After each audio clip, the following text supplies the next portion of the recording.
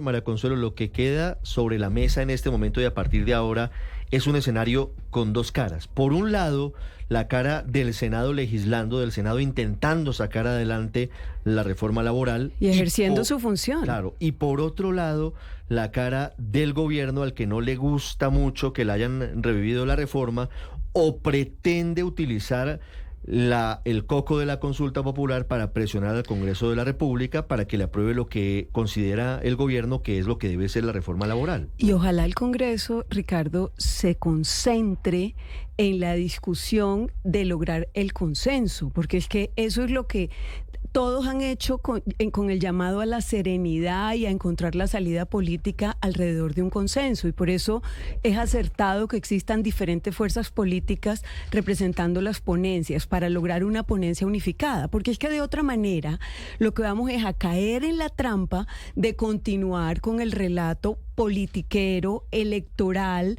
de discusión, que es en el que nos quiere mantener el gobierno del presidente Petro. Tan nos quiere mantener en eso que insiste en tres cosas que no son institucionales. Y yo ahí me aparto de lo que decían el doctor Riveros y el doctor Zuleta esta mañana.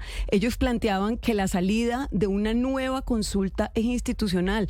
Puede que teóricamente sea institucional, pero es que el presidente está planteando, primero, que hubo fraude. Segundo, que 49 no es mayoría a 47 votos. Desconocen los votos y desconocen el dictamen que dio el secretario, que es quien tiene que dar la votación del Congreso. Adicionalmente están llamando a los cabildos y adicionalmente están diciendo que van a convocar una nueva consulta. O sea que esa salida evidentemente lo que es multipropósito para mantener la narrativa y el relato en el cual el presidente se siente cómodo, que es hablar de división y que es desconocer por completo la solución de los problemas de Colombia. No ha mencionado el niño que está secuestrado, no ha mencionado los policías y soldados que caen todos los días, aumentando el número de víctimas en nuestra fuerza pública. El presidente está en campaña. Y el presidente desde China, de lo que habla, además de no venir a asumir el liderazgo para garantizar el orden y la libertad en Colombia, de lo que habla es de volver a convocar la politiquería alrededor de una nueva consulta. 722. Pero doctor Araujo, Héctor, doctor Araujo, con todo respeto, de doctora a doctora, Héctor. Doctor Araujo, pero es que yo le quería poner de presente que el hecho de que el presidente de la República diga que va a presentar una nueva consulta quiere decir que reconoce el resultado de la anterior solicitud, que es que no la aprobaron. Entonces, decir que pero desconoce, sigue hablando que de no sé fraude, qué, que no Héctor reconoce. querido. Eso no importa, puede hablar lo que quiera, mi querida María Consuelo, pero puede hablar lo que quiera, pero en las actuaciones, pues está reconociendo el resultado. El resto es retórica que las no actuaciones vale la pena, también son convocar en Barranquilla, ¿no? Convocar Sí, en Barranquilla, eso también es una actuación. Pero a eso también tiene derecho, a la movilización, a promover la movilización ciudadana de los grupos que apoyan al gobierno, también tiene derecho. Yo no estoy seguro sobre eso, Héctor, Ricardo, porque él lo moviliza contra otro poder público que es el legislativo. Si tiene derecho el Ejecutivo a encender los ánimos contra otra rama del poder público. Eso es seguir en su relato. Como en ocasiones lo hacen congresistas que convocan manifestaciones en contra del Ejecutivo. Pero yo sí creo que hay una gran diferencia entre quien ejerce el poder ejecutivo y quien ejerce el poder legislativo, Héctor, con todo respeto. Pues la diferencia es que uno ejerce el ejecutivo y el la otro diferencia es que el ejecutivo, la diferencia es que el presidente, por ejemplo, Héctor, solamente un dato, el presidente es el máximo comandante de las fuerzas militares, el senador no tiene ningún tipo de control sobre quién controla, quién maneja el orden público. Pero además siguen atacando al Congreso, siguen atacando al presidente del Senado. O sea, es un ataque permanente. Es como todas las formas de lucha. Metemos la consulta, pero seguimos en la división, sí, en el discurso, en el relato. A mí lo que realmente me angustia, si cabe la palabra, es que pareciera que todo lo que ha pasado en relación con este tema no hubiese pasado y estuviéramos en el día cero. la conversación que tuvimos con el senador Lemos realmente me desconsoló. Yo tenía de alguna manera la ilusión de que íbamos a avanzar, de que habíamos avanzado ya de alguna manera en un ambiente para encontrar unas fórmulas que permitieran, claro, mejorar los derechos de los trabajadores, lo cual significa unas cargas para los empresarios, pues porque esa tensión siempre consiste en eso. Cualquier cosa que gane el trabajador supone una carga adicional para el empresario. Y yo pensé que habíamos avanzado un poquito en eso, pero me pareció que en el discurso del senador Lemos no había ese reconocimiento. Me pareció que él estaba diciendo lo mismo que hubiese dicho y que seguramente dijo hace 2 años. Él tiene derecho, claro, porque hace 2 años pensaba eso, pero lo que uno supone es que en la deliberación pública, en la deliberación política, pues uno va encontrando puntos de encuentro y pero no él repitiendo lo unas mismo. miradas, Pero además y él las dijo que otras estaban también listos, están representadas. Exacto. Entonces no hemos avanzado nada, porque cada cual está en su propia mirada, en la misma, en la de hace Pero 2 Héctor, años. al final es y que todavía no han debatido. el Senado debate y discute y aprueba. Es que No, así llevamos 2 funciona la años, pero es que democracia. llevamos 2 años y medio debatiendo. Es que aquí ya no estamos en el día cero. Eso me parece, yo lo dije ayer cuando oí también a la senadora Angélica Lozano hablando de mesas técnicas y no sé qué. No, las mesas técnicas ya ocurrieron, las audiencias públicas en las regiones ya pasaron, los gremios económicos ya enviaron sus propuestas, los sindicatos ya dijeron lo que pensaban, los pequeños empresarios ya manifestaron sus temores, los ciudadanos, los que tenemos posibilidad de hacernos oír, hemos dicho lo que hemos pensado y estamos en el momento de unas definiciones de unos Pero temas es una que además nueva son ponencia concertada, que además son poquitos y que no son ni mucho menos la gran revolución. Imagínense esa discusión de si es 6 de la tarde o 7 de la noche. Eso no vale la pena que un país realmente genere semejante tensión política, semejante incertidumbre sobre su inmediato futuro por una discusión tan pequeñita. Pero yo esa sí creo discusión que aquí tiene que va a haber un poco de garantizar el generosidad. consenso. Por ejemplo, ¿qué tal que uno esté, María Consuelo, por ejemplo, en la idea que mencionó Paola, de que estaba bastante bien que mejoren, que pongan los recargos nocturnos, pero que exceptúen a los sectores que trabajan de noche? Imagínese eso, Sí. eso parece un chiste. Me encantaría que hubiera sido una idea. O sea, si hubiera sido una idea, estaría conmigo tan feliz.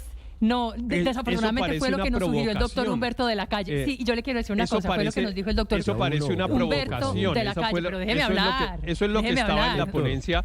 No, eso es lo que ojalá estaba yo en la fuera así de ponencia de brillante. Miguel Ángel. Ojalá eso es lo fuera que yo estaba así en de la ponencia brillante, ya del Senado. quisiera. Eso es lo que estaba en la Sí. ponencia del senador Miguel Ángel Pinto. Sí. Pero No, claro pues que ya eso es una quisiera. provocación. Decir que le paguen al Ya. sector, que paguen recargos Mire. nocturnos, salvo a los que Mire. trabajan de noche. Así no podemos Ya. avanzar, me da Ya pena. le doy derecho Mire, de imagínese que a mí réplica esto me parece, Paola. me parece, claro, gracias Ricardo, gracias, me parece espectacular esa propuesta, entre otras cosas, del senador Humberto de la Calle, o ex senador Humberto de la Calle, porque da exactamente en el clavo y en el punto. Él lo que está diciendo es que no es una cosa pequeña, que una discusión de 6 a 7, una hora más para pagar horas extras o no, porque eso puede ser cierto para un montón de industrias y para un montón de empresas, pero eso no es tan cierto para las que tienen que trabajar toda la noche, como por ejemplo los hoteles, que es el sector turismo el que quiere jalonar el presidente, como por ejemplo las urgencias, los hospitales, que tienen que tener personal y tienen que tener gente siempre trabajando las 24 horas. Y por eso dijo ayer el doctor Humberto de la Calle que sería muy importante proponer un régimen de excepciones. Como excepciones hay, y ahí venía la pregunta, se hacen en todas las reformas tributarias que han pasado en toda la historia de Colombia. Y por eso, entre otras cosas, sí, tenemos un IVA lleno de huecos. Usted hay productos exceptuados del IVA, vehículos, los productos que están en 0%, los excluidos. Tenemos, y hasta los que están en 19%. No, pero claro que sí. Y es muy importante porque no a todos se les puede cargar igual. Mire, lo importante, déjeme hagamos esta aclaración. Recargos nocturnos ya existen. Para empezar, hay un gran equívoco en la discusión, que siempre hablan de horas extras y las horas extras no se tratan en el proyecto. Las horas extras no están en discusión. Está en discusión es el recargo nocturno. ¿A partir de qué horas? Y el recargo nocturno ya se paga. Hoy, desde las 9 de la noche, los hoteles, la gastronomía, los restaurantes, todos los que tienen los hospitales, los que tienen empleados, que trabajan después de las 9 de la noche ya pagan ese recargo nocturno. La discusión se limita a decir si pagan el recargo nocturno desde las 9 de la noche, que es la hora en la que la están pagando, o si la pagan un poco antes. En eso consiste esa discusión pequeñísima. Simplemente si un hospital, para poner un ejemplo de esos que nos gusta para dramatizar, un hospital de 9 a 6 de la mañana, de 9 de la noche a 6 de la mañana, que son 9 horas, paga 9 horas de recargo nocturno. La pregunta es si puede pagar 11 y no 9. Esa es la pregunta. Pero hay Esa que es una conversarlo.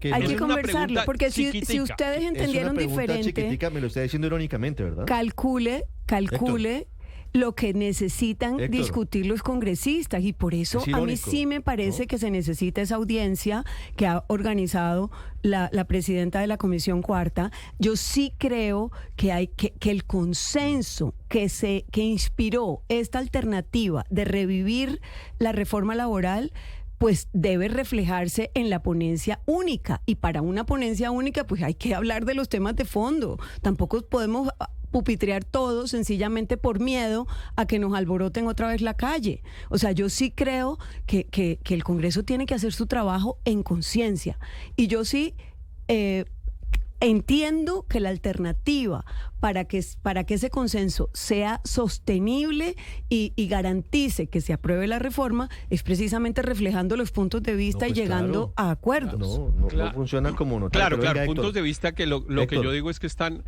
Dígame, No, pero Ricardo. esa discusión chiquitica que usted me dice, me lo dice irónicamente, ¿verdad? Eso cuesta billones de pesos. O sea, esas 2 horas tienen un costo. Hay que saber de dónde va a salir esa plata, porque no está Claro, garantizado el sobre tema. todo para las pequeñas. Sí.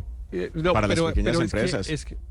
pero es que mire, eso cuánto, hagamos la cuenta, Víctor, Eso vale hagamos plata. la cuenta, ¿cuánto vale una hora nocturna a una persona que sirve en un restaurante y le pagan el salario mínimo? Usted sabe esa cifra seguramente. ¿Cuánto vale una hora de un trabajador que gana el salario mínimo en Colombia? No sé, no sé cuánto es la cuenta, pero una persona que gana el salario mínimo en Colombia gana alrededor de 50.000 pesos diarios. Paola Hagamos esa tiene el dato. cuenta, Paola, ¿cuánto 50.000. cuesta? Sí. Héctor. 35%. La gente que trabaja de 9 de la No, noche pero a 6 ¿cuánto de la gana una mañana hora? actualmente. ¿Cuánto vale una hora, Bueno, Paola? no importa, Una hora pero de sobre salario ese mínimo. sí, pero sobre ese es el 35%, exactamente. Cada hora frente al día, frente a lo que trabajan en el día, digamos, y día puede ser hasta Ahí las está el 9 de la dato, noche, ahí está es el un dato. recargo del Ahí está el dato. 35%, y usted tiene eso más. Ahí está el dato. Pero eso, claro que Héctor, por termine eso la no cuenta. a todo el Hagamos mundo la le cuenta. pega asumir igual. que todas las Termíneme la empresas cuenta. son grandes, Héctor, que todas las empresas del país son grandes. No, La yo voy a gran hacer mayoría la son cuenta de empresas un restaurante. pequeñas. Yo voy a hacer la cuenta de Y un esa sobrecarga restaurante les cuesta. de 4 o 5 trabajadores. Un salario mínimo vale alrededor de 50 o póngale 60.000 pesos. O si quiere, póngale 80.000, que no ganas un salario mínimo, sino un salario mínimo y medio. Es decir, que una hora vale 10.000 pesos. El 35% de 10.000 pesos son 3.500.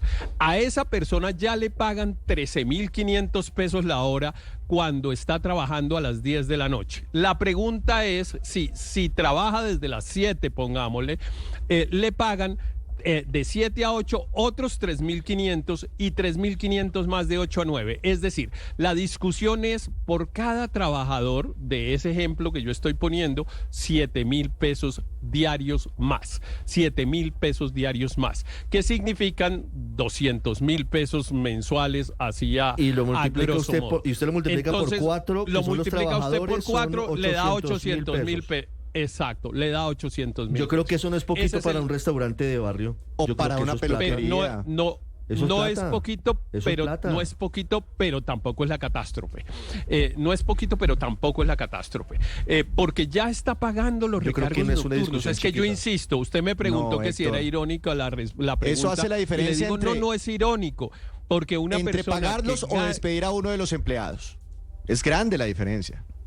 No, pero, Claro, pero Héctor. midamos, pero no importa, mire, yo no quiero usar argumentos para alejar para alejar la posibilidad de acuerdos, sino al contrario. Mi angustia y mi preocupación es que ojalá estemos en una actitud generosa, que entienda que hay unos reclamos que hay que atender, e incluso pues hay que tratar de mitigar los efectos negativos que el conceder esos reclamos pueda tener, claro que sí. Por eso, por ejemplo, en una pregunta que tenía el gobierno en la consulta, decía que si eso, por ejemplo, podía significar una disminución en los impuestos o en fin, unos créditos baratos, unas cosas para las pequeñas empresas. Busquemos esas fórmulas, pero busquémoslas, no volvamos a la misma discusión, porque yo siento que estamos en la misma discusión No. del día cero de esta.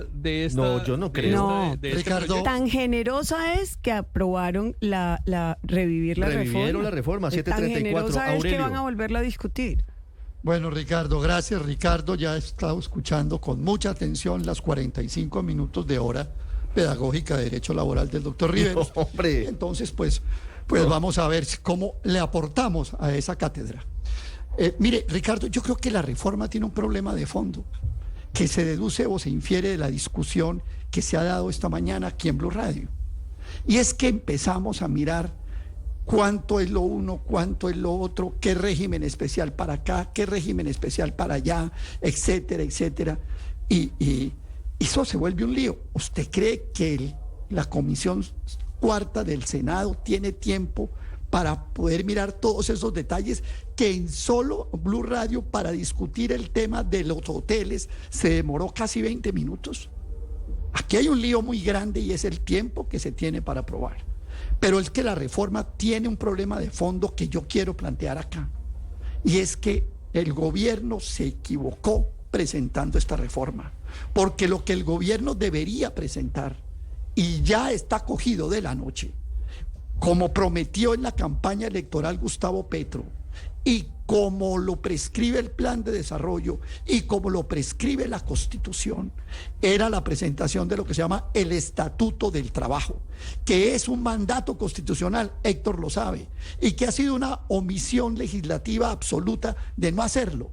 Y frente a la carencia de un Estatuto de Trabajo, hoy estamos discutiendo si los del SENA laboral o de aprendizaje, si el turismo que está sector privilegiado por el gobierno, con recargo o sin recargo, si el dominical para las estaciones de gasolina, si el uno o el otro, porque esto realmente se vuelve una materia de discusión al de tal cuando debería ser una discusión al por mayor. Ese es un buen punto. Yo sugiero, Ricardo, que aquí lo que el país tiene que hacer es resolver los temas contenciosos. El tema de los recargos, que yo creo que debe ser desde las 6 de la tarde con el 35% la hora, y el dominical con el 100% desde que se cumpla pase la jornada semanal. Eso tiene que resolverse ya. Eso no en la tiene reforma, más dice usted. discusión. En la reforma, sí. Son 2 artículos. De todas maneras, yo diría tomar la mini reforma y resolver esos 2 artículos 737. y prescribirle al gobierno Petro los demás temas deben estar sujetos a que el gobierno de Petro cumpla su promesa de campaña, el Congreso cumpla su orden constitucional y que antes de 6 meses Colombia discuta concertadamente y pueda presentar un estatuto del trabajo que aborde todos estos problemas. Esa es una posibilidad que puede muy discutir grande, el Senado, porque puede estar en la mesa de la Comisión Cuarta del Senado. Y que se cree una comisión tripartita o de cuantos académicos, 7:37 etcétera, que haga una revisión, una veeduría y lo lleve a cabo. Pero de resto no veo solución. Saludo en segundos. Mire lo que nos demoramos discutiendo los extras es muy difícil, para hoteles y es muy restaurantes. difícil. Saludo en segundos a Fabio Arias, el presidente de la Central Unitaria de Trabajadores. Álvaro. Pues algunos se extrañan de por qué estamos en una situación tan extrema. Y pues aquí vamos a llegar, era inevitable. Los de unos se aterran de que el Congreso solo hunda y los del Congreso se aterran que el gobierno trate de ir a consultar al pueblo. A esos extremos sí íbamos a llegar, era evidente porque ambos son unos extremistas. Y eso de echar la culpa al otro da risa. Y lo que decía Héctor es cierto, cuando uno oye a este senador que habla muy parecido al expresidente Uribe, Lemos, dice pues aquí... Es primo del expresidente Uribe. Sí, y se nota que lo imita, debe ser que le da... Y eso no lo inhabilita para ser el ponente de... ¿Y quién ha dicho esa bobada? Yo no he dicho eso. Yo simplemente estoy llamando a la atención sobre el tema. Yo no he dicho que está inhabilitado, sino que llama la atención que llegan al extremo de imitar hasta la voz. Tal vez una cosa. Le pido respetuosamente que evite utilizar adjetivos descalificativos. Pero es que hacia usted me las está opiniones de diciendo los que yo otros. dije que estaba inhabilitado. No, yo no dije eso, Álvaro. ¿Cómo voy a decir semejante barbaridad? Yo no le dije Yo eso, simplemente yo resalté dije algo. que eso no lo inhabilitaba. Que es posible que a usted le parezca exagerada. Bueno, yo simplemente estoy llamando la atención Entonces, sobre eso. Simplemente sin adjetivos, pero mejor, gracias. eso le digo, más bien sin calificar que lo que digo está inhabilitando al senador, porque eso no lo dije. Eso es antidemocrático, eso es un extremo. ¿Cómo voy a decir semejante Entonces cosa? ¿a dónde quiere llegar usted, Álvaro, con el hecho de que Juan Felipe Lemos, en su opinión, ¿Qué? imite a Álvaro Uribe? Simplemente estaba comentando el hecho que yo estoy seguro que muchos oyentes Claro, pero ¿a dónde quiere llegar? les pareció Eso llamativo. ¿a usted qué le indica? Y tengo todo el derecho de hacerlo Claro, sin que me tiene- digan que estoy inhabilitando al Tiene todo senador. el derecho, pero ¿a qué quiere Entonces, llegar? ¿Eso a dónde lo lleva? A mostrar que aquí pues hay una intención política hasta en eso.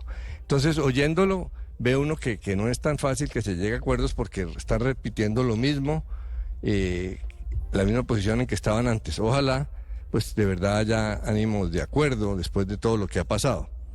Y entrando en el fondo del recargo del valor del trabajo, pues es que en el fondo lo que se está planteando es que los trabajadores, algunos de los más débiles del mercado laboral, porque son los que tienen que trabajar de noche, digamos, y eso no es muy ameno, tienen que subsidiar a sus empresas, o si no, estas empresas se quiebran. Ese es el fondo de la discusión. Que los trabajadores, los más débiles, si no regalan parte de sus derechos, las empresas no son viables económicamente. Eso es una aberración económica. Eso, entonces, si no son viables, que lo subsidie el Estado o lo subsidie lo que pasa siempre, que lo subsidie ¿quién? El cliente. Ya vimos lo que pasa en una sociedad cuando se suben los precios, que es muy doloroso, pero los empresarios no asumen el costo y tampoco se quiebran. Pasó con la inflación. Entonces esta discusión es un poco absurda, totalmente ideologizada.